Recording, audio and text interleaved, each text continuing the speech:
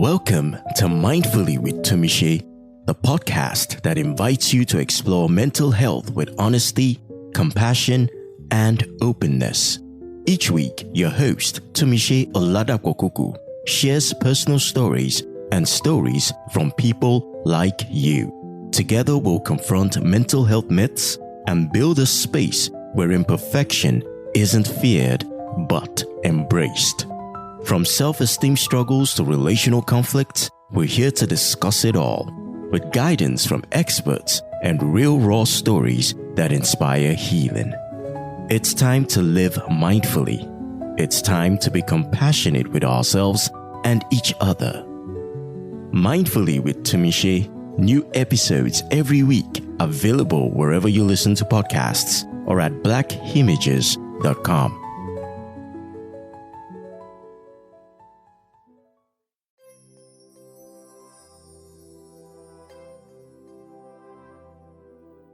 Mindful partners, how are you? And how has the week been?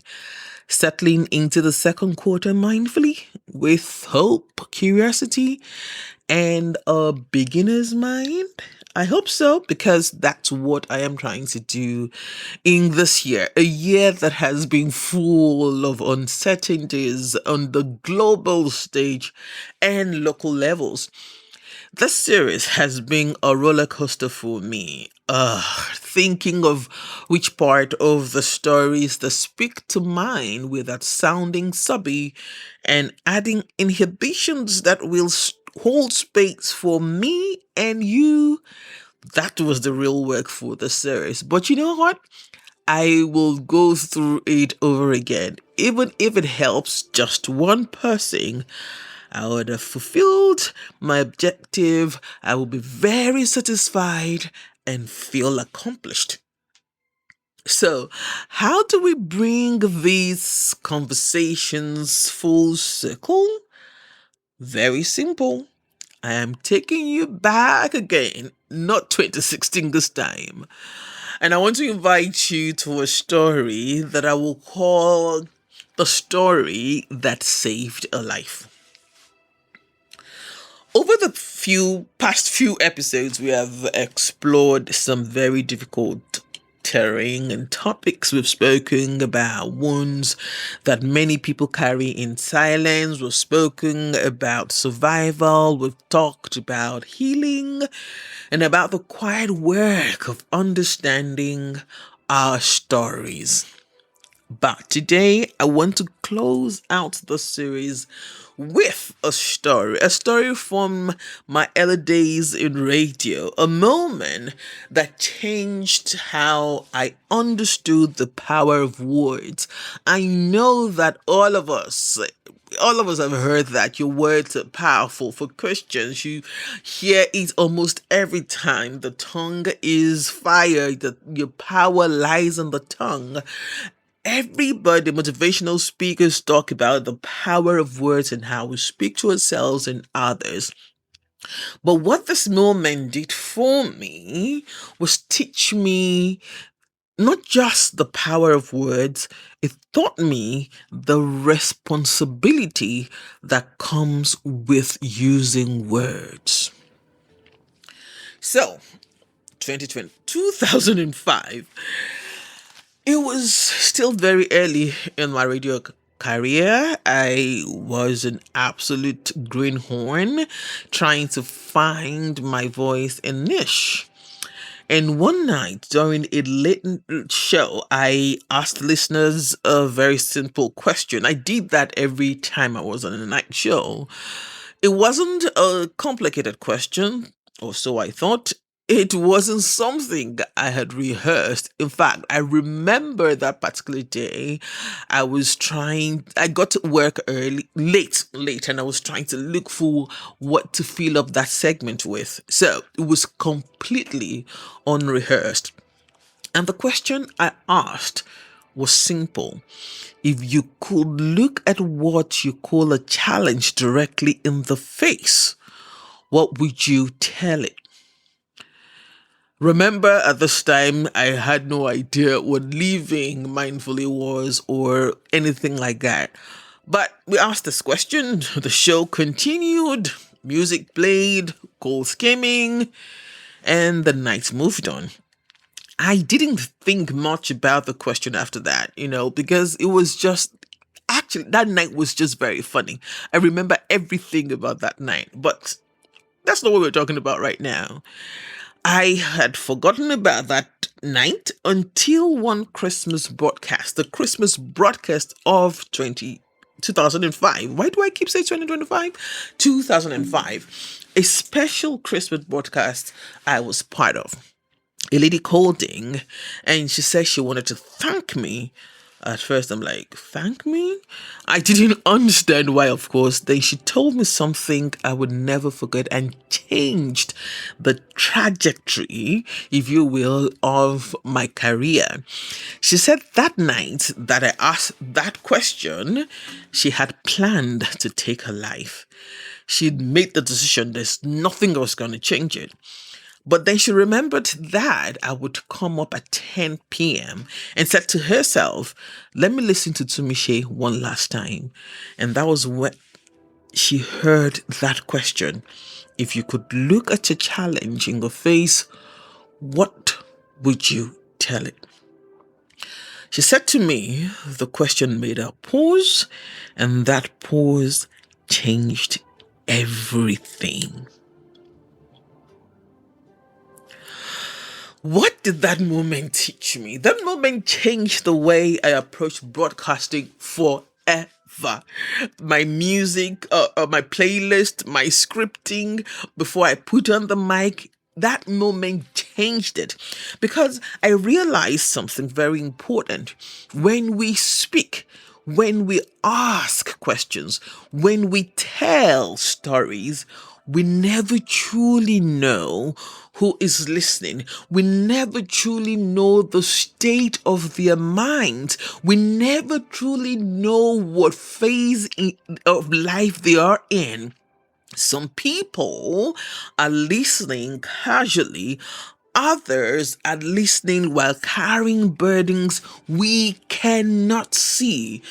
And sometimes all a person needs is a moment of pause, long enough to hear a different possibility. You might be asking what happened after. Over the years, she called the show again. We kind of became friends. And I'm glad to say to you today that she's living a full life. People sometimes ask me, because of course a lot of people were listening on that Christmas broadcast when they're calling on the show. They ask me if I ever asked her why she wanted to take her life that night. The truth, I never did. Not because I wasn't curious. Hey, I'm a journalist. But because sometimes people don't need us to investigate their pain.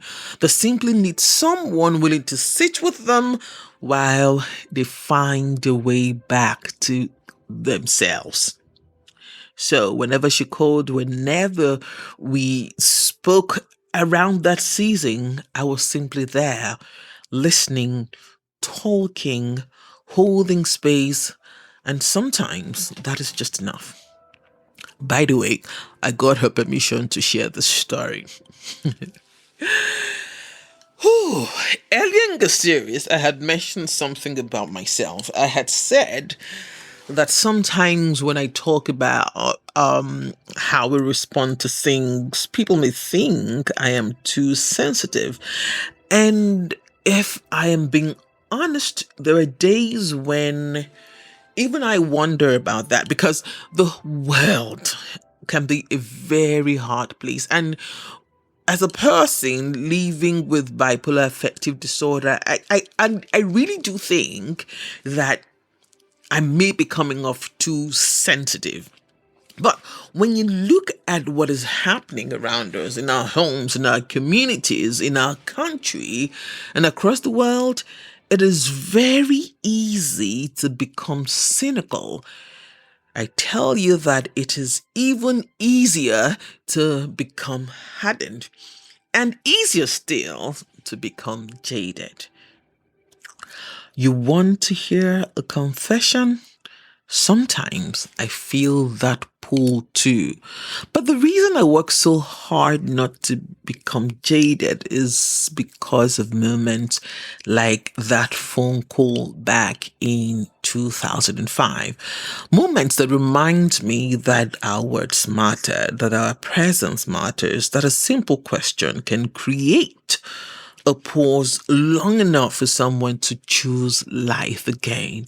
So, if my voice sometimes sounds like I'm a little more careful, if I sometimes in my voice sound a little bit more reflective, if I seem to take the human response thing to a little bit more seriously than most, it is because I have seen what can happen when we don't. And I have also seen what can happen when we do. Actually, yesterday I was having a conversation with someone and I said to the person, we're talking about my personality and all of that. And I said to the person that as much as I love people, I am truly, truly, truly scared of humans.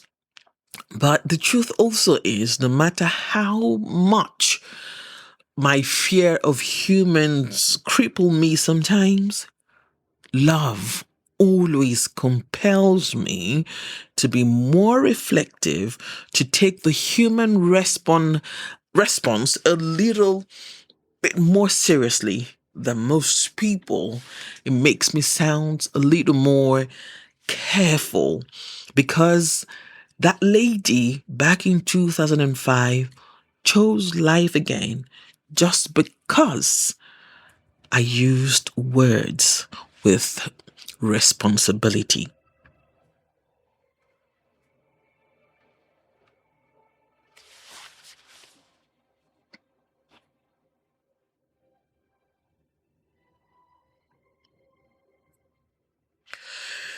Let's take a pause here to check in with ourselves. Take a deep, cleansing breath in and let it out slowly. Then ask yourself gently, without judgment, are my words impeccable to myself first, then to others? And while you sit with the answer that comes to you, I invite you to take another mindful breath in through your nose for 1, 2, 3, 4, and hold. And now let it out through your mouth slowly for 4, 3, 2, and 1.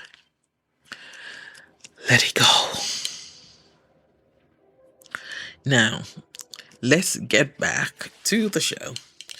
Years later, on in my own journey of healing and mindfulness, which I'm still on, I came to understand something. That moment on radio is what I now call a pause. A moment where the noise of your thoughts are interrupted. In my own life, I've come to lean on a simple process. And if you've read my book, Living Mindfully, A Journey to Being, you might be aware of this process. Stop, breathe, notice, reflect, respond, and resolve. There's no time for me to go through this process right now. Anywho, sometimes healing begins with nothing more complicated than that. A pause, a breath, a moment to see that the stories we're telling ourselves might just be what is causing our sufferings, our mental sufferings. So today I want to leave you with that same question. That same question. The question that once reached someone at the edge of their story. If you could look at the challenge in your life right now directly in the face, what would you be telling it? And finally, yes, finally, my brethren, before we go today, I want to leave you with 3 gentle reflections. You know, those ones that I always say you can sit with right now or sit with them later. Yes, those ones. Perhaps in a journal or just in a silence, especially if you're driving or listening to this podcast while you are taking a walk or running. All right, are we ready? Reflection 1. What challenge in your life feels the loudest right now? And if you could sit across from it, what would you want it to know about you? Reflection 2. When you look back at your life, can you identify a difficult moment that shaped your strengths? What did that experience teach you about yourself?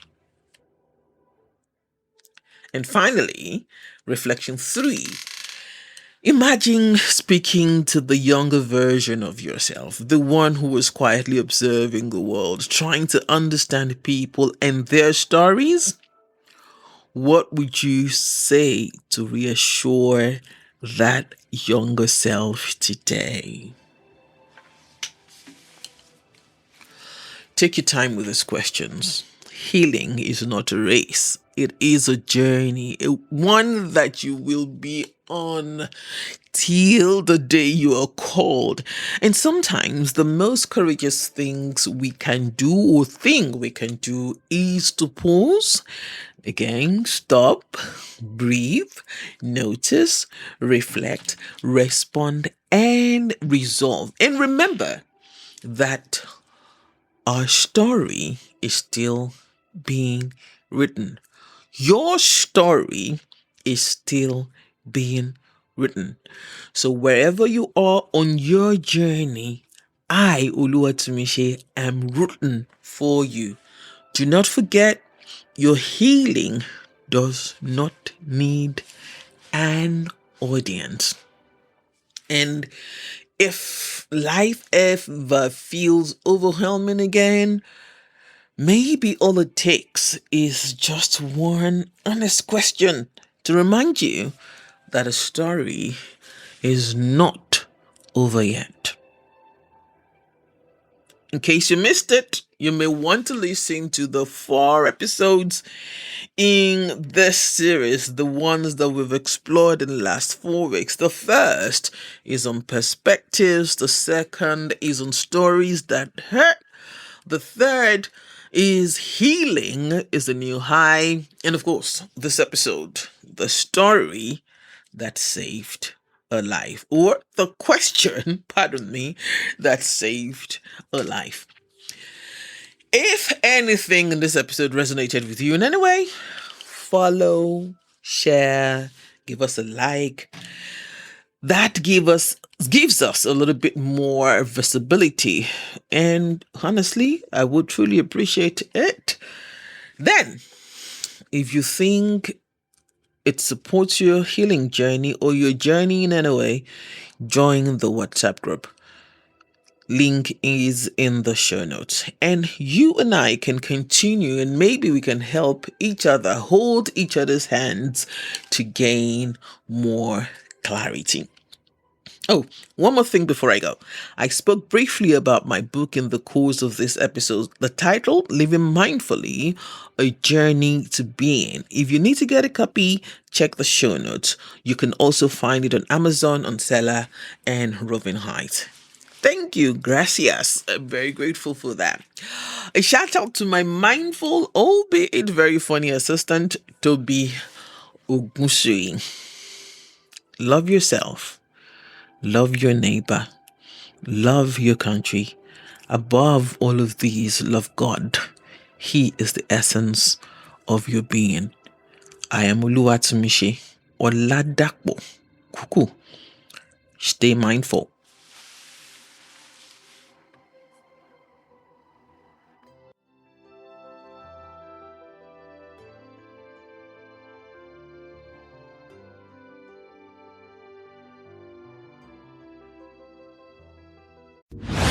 This is Mindfully with Tumishe, brought to you by Black Images.